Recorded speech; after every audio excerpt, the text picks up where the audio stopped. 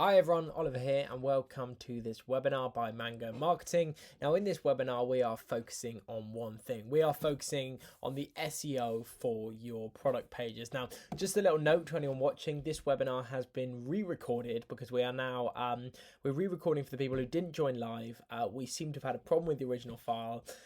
There's all been a little bit of trouble. The only difference is with this webinar is you can't see me in the corner, but however I'm here and you've got my voice instead. So as I say, 20 minutes we're going to be going through your product pages, all the on-page and technical things you need to know.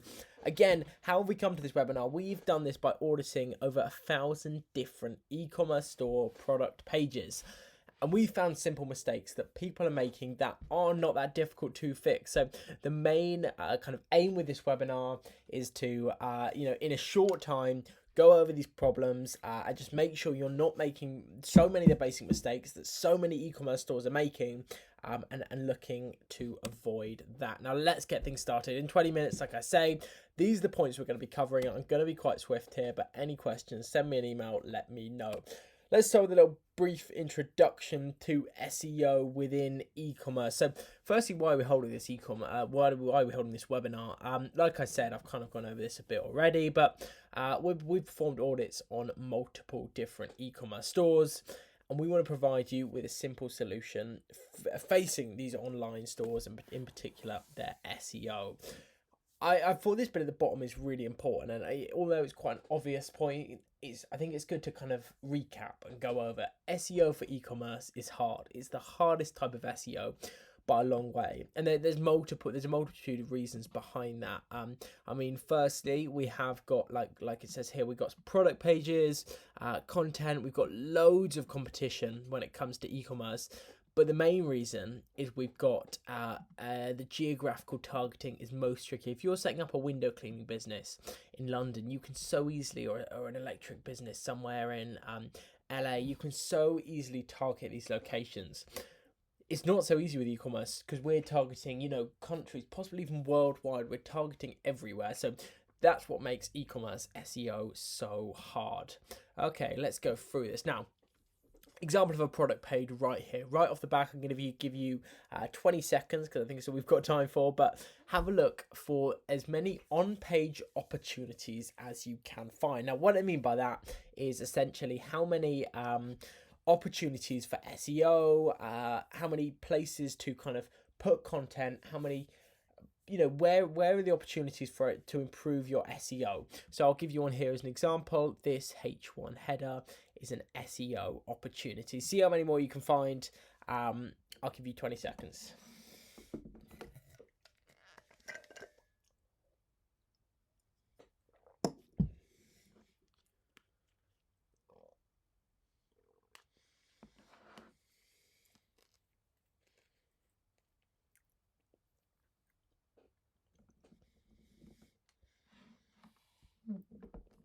Okay, fantastic. Let's take a look through them now. So I'm going to get off my pointy clicker pen and we'll go through some of these. What am I doing here? Excuse me while I work this out. Come off that.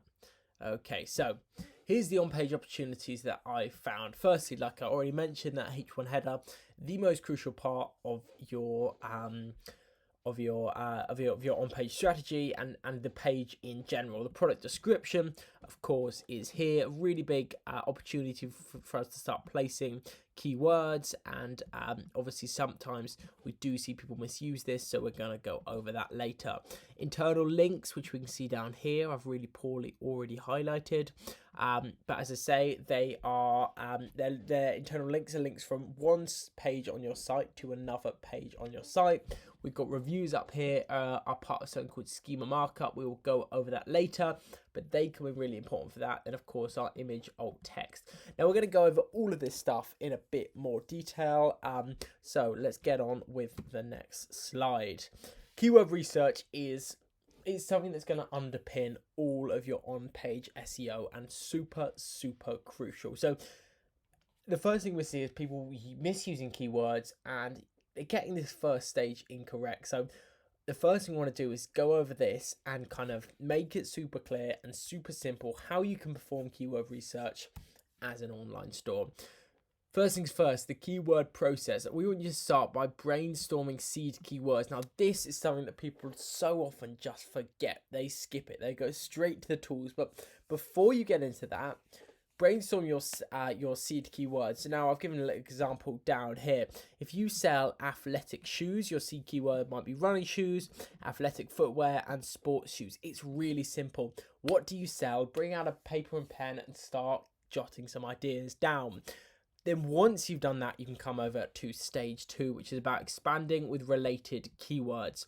Now, this is where you can start to use tools to find to deepen your knowledge behind the seed keywords. Now, there are 3 things we're looking for when we are trying to find keywords. They need to tick the following criteria. Number 1, they need to have a high competition. Number 2, they need to have a low search volume. And number 3, they need to be relevant to your brand. Now, of course, if you're ticking all of them, you have found an ideal keyword. Now, of course, that kind of varies within industry. A high search volume is a vague term, but do research and find the right keywords that follows that checklist. And then you're going to look at your competitor keywords. Number 1, what keywords your competitors using, and the side which I've seen e-commerce stores doing a little bit less is, what are they not using? Where are they missing out? So take a look at that, because that is super important as well. Okay, straight on to stage 3 about headers and descriptions. H1 headers, as I mentioned at the start, the most crucial bit of your on-page SEO. They are something that, it's the first thing that Google's going to look at when it crawls this page. And again, it's something we've seen so many people get wrong. Take a look at these H1 headers, for example. We've got one from My Protein, we've got one from a clothing store, and from the food brand Ninja, or the cookware brand Ninja. Now, the first thing to notice about these, and I'm going to come back to these in a second once we've gone to the next slide, they're all quite simple. The Ninja's a slight exception, but these are not overcomplicated. And I'm going to move on now, and we're going to come back to them in a second. So, here's what I want you to do. Here's a little checklist I want you to follow with your header. Firstly, including target keywords. Super simple. Of course, that comes back to stage 2, which we talked about, which is about your keyword research. And this is one that often people are missing. Clearly convey what your page is about and adding something to that with a user search intent keyword. So convey what that page is about, convey in particular what that product is about, in a way that a user would search for it. If we look here, impact whey protein is exactly what they're searching for. Baggy rigid jean is exactly what that user is searching for. You don't have to worry here as much about the competition, and more focus on just getting that keyword in, and you can kind of worry more about adding those more technical keywords in that product description. Front loading your keywords is really, really important. Something that people often get wrong. And that's why I put this Ninja brand in here. So Ninja, Foodie Max, Dual Zone, Air Fryer, and then we've got the stock keeping code, the product code here. It's really important that Ninja have this in here, because they've got so many products on their website that if someone wants to look at a specific model, they can put this in the search bar and find it. But Ninja haven't put this right at the front, and that's a lot of things. It's a lot of, it's a mistake that a lot of brands are making. So they've done something called front loading their keywords here, and in fact, all these brands have. The most important keywords are at the front, and in this case, if we look at some examples here, Ninja Foodie Max, that's what the product's called. That is at the front. Impact whey protein. Now, of course, these are shorter headers, but they don't matter as much. And baggy rigid jeans. All of these keywords are front loaded. So Google, when it's looking at your header, is going to look at the front bit first. So always make sure that contains your keywords overall. And avoid keyword stuffing. Keep it concise and to the point. I think that is everything we need to go under for headers. Product descriptions is the next thing. And of course, your product descriptions are here. They are here. And they are here. Now, again, I'm going to go straight to the next slide, and we'll be coming back between these 2 slides. Firstly, and most importantly, I'm going to give this a orange highlight because it is particularly important. Note that's quite a bland colour, but this is a very important one, and this is the most important one on the list. And especially now with AI content coming into play, and if you've got such a big website, it is hard to be writing descriptive and unique content for every page on your website. But it's really important now more than ever. Even if you're just putting one unique sentence right at the beginning of your header, and everything else is the same for each product on the category, even something like that, Google is going to favor. We've got to be careful. My main thing, I will touch on this a bit later. Don't use ChatGPT to write your product descriptions. It's not a shortcut when it comes to SEO. It's much better if you can get a copywriter or do it yourself. It is going to save you a lot more stress when it comes to that SEO. Naturally embed keywords. Now, we don't want to keyword stuff. I think we all know that, but now more than ever, I know I've said that a lot, but we've had an update from Google which came out in November, the helpful content update.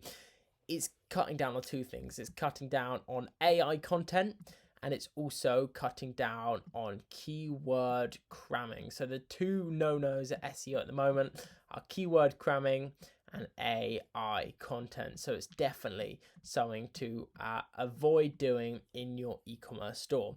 Front load information, just like I mentioned last time, concise and scannable, include collapsible content. Let's go back here. What are these websites doing, especially these two down here?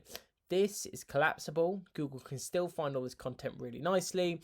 However, it doesn't overwhelm the user with all this information. So when possible, use this because this is going to save you a lot of stress and time when it comes to SEO.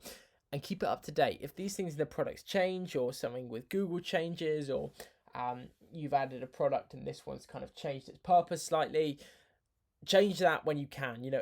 People kind of get worried sometimes about how much they're changing their content. The important thing is that you're changing this content when it needs to be changed. Google will not penalize you for that.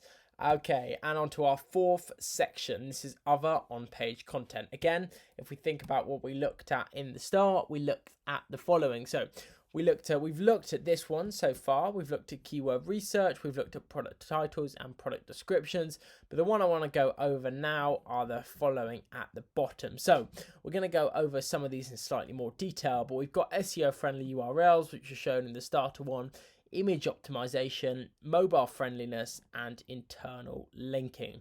So let's take a look at some of these now. Okay, so first things first, SEO friendly URLs. Quite simply, it's really important that you're writing these SEO friendly URLs, not just for user experience, but also for Google. Google is looking at keywords in these URLs. So it's really important you're writing them like this. So again, the one at the top might be automatically generated by your website builder. It makes no sense to us humans, and Google isn't finding any relevant keywords in it. However, if we look at the one below, cakes.com, we've got 3 different keywords in here: chocolate, cake, recipe, or one long tail keyword. Google's really looking at this when it is indexing these pages, so it's really important that all of your product pages are written with an SEO friendly URL. Image, alt, text, my favorite one. So this is exactly what we used to do at the agency. We used to work with creatives, and we developed a unique image, alt, text strategy, and that's kind of what we became known for in that industry. The difference with them is, of course, they only had images on their website, and here you've got kind of text content on your website, so it's much easier. But that doesn't mean we should be skipping image, alt, text. A big thing behind image, alt, text is that it's being used for screen readers. Someone visually impaired who's visiting your site and obviously can't see the content on their screen is being read. The content is being read back to them by a screen reader. Now, for images, unless you've tagged it, they've got no clue what that, the screen reader has no clue what that image is about, and nor does Google. So it's really important you're tagging. For example, I've given an e-commerce product tag below, red cotton shirt, front view, something really simple. It's good for the etiquette, and it's also good because Google is seeing keywords within that. Don't try stuff keywords, and never repeat your image, alt, text. It can be nice and short. But again, we don't want t-shirt. So I know I've kind of put 2 contradicting points in there, but it's about kind of finding that balance. Okay, and finally, internal linking. So I talked about this at the start: connecting product pages and related content. You're distributing your ranking power, and what you're doing there is you're building your overall domain authority. and you're also building individual page authority. So that's essentially how Google sees your website as a whole. Overall, okay. I'm going to take a bit of order there before we get on to technical SEO. We are on 15 minutes, so we've got 5 more minutes left, and we are good to go. Okay, technical SEO. 3 technical points to start up. Implement schema markup. Now, this is something that's really important. This is something that I talked about at the start. So we're going to talk about this one in a sec. Optimize for site speed. Again, super important, especially when you've got one of these sites with, a couple hundred products on it. It's super important that you're regularly monitoring your site speed. The problem is with site speed is it can be so varied. So you can have a website which has a higher site speed, and sometimes the problem can be to compress an image. On the other hand, it can sometimes be, like I've mentioned down here, to minify CSS, JavaScript files, and leverage content delivery networks. It can get really, really technical, but do look at the basics, because often those basics are going to knock a chunk off that site speed. And then mobile friendliness. A big thing with this, I see the problem I saw e-commerce stores making, especially after speaking to a few e-commerce stores owner, when I bring this up, mobile friendliness, they're quite happy to say, yeah, my website looks great on a mobile. The developers built it for mobile, and it does. But there's so many examples of when Google is going to come onto your website, and it's going to find specific tiny little issues which we might not necessarily find as the user. But for example, if 2 buttons are too close together, or the text is slightly too small, Google will pick up on these issues, and it won't index you properly and won't rank you properly because of these issues. So really, really important to check that one out. Okay, let's go into these with slightly more detail. Schema markup. This is what a schema markup looks like. It is also known as structured data, which is how you might have heard it. It's a type of code that's added to your website's HTML, and it helps the search engine understand your content better. But not only does it do this, it offers you something called rich snippets. Now, you see this all the time in recipes. If you look down here, it provides you with extra information. For example, here, these are different schemas. So we've got the rating schema, we've got the review schema, we've got the hour and 5, so we've got the time schema, and we've got an image schema here. Loads of different types of schemas. And of course, for e-commerce, we've got rating schemas, we've got product schemas. There's loads of different things to look into. If you're with Shopify, sometimes this might have been implemented automatically, but it isn't always to the extent you want it to be, or it could possibly be. And again, like we've got an FAQ schema, they work really well on e-commerce stores. So do check out what schemas you're currently using and how they can be improved.